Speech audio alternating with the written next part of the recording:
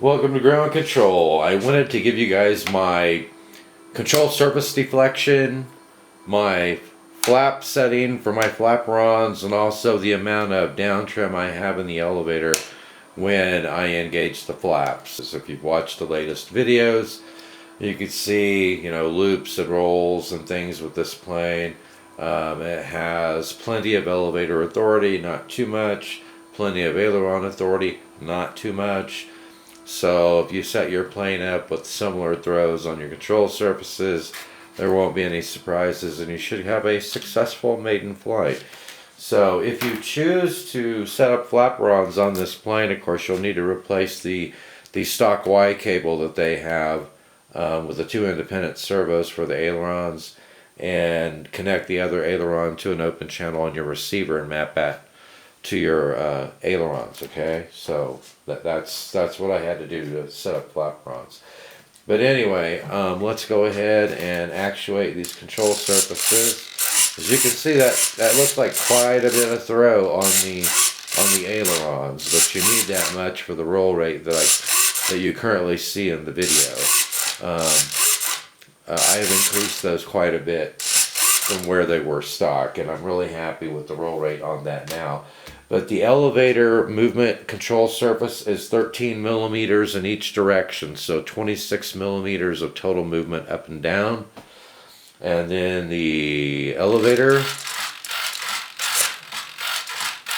and that doesn't look like a whole lot of elevator, but it's, because the fuselage is very long and you have the long lever out there where the elevator is, it doesn't require a lot. So on the elevator, I have 6 millimeters up, 6 millimeters down, for a total of 12 millimeter travel on the elevator.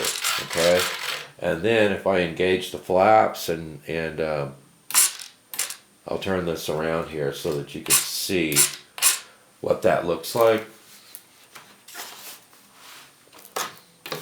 When I actuate the flaps, I'll let you see what that looks like there. That's quite a bit, for being flaperons, because you still want aileron control when you have those engaged. And that is as much as I want. If you watched my first videos where I was trying to bring this thing in for a landing, and I was kind of all over the place with it, well, the reason for that was because I had in too much flap, and it made the aileron control so slow that I ended up chasing the plane.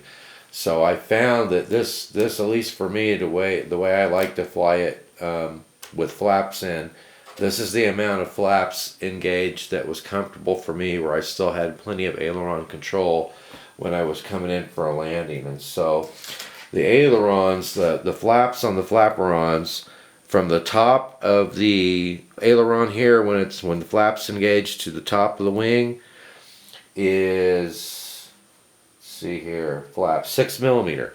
So that's got 6 millimeters worth of deflection from being flush with the wing. Okay, so, and that, like I said, it looks like a lot more than 6 millimeters, doesn't it? But that's what it is. Okay, and then the amount of trim that I have in the elevator, whenever I actuate the flaps, if you watch the elevator, and it barely moves. There's only 1 millimeter of travel of down elevator when I engage the flaps, but that is enough to keep it nice and level when you engage the flaps.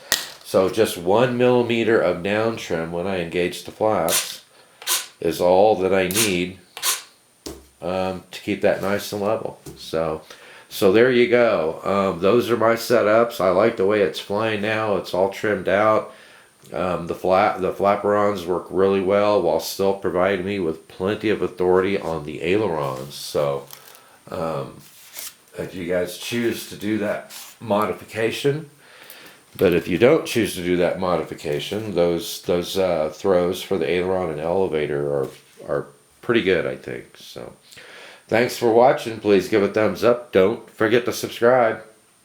Don't forget to check out our Patreon site. We have a lot of free content there as well. And I will see you in the air.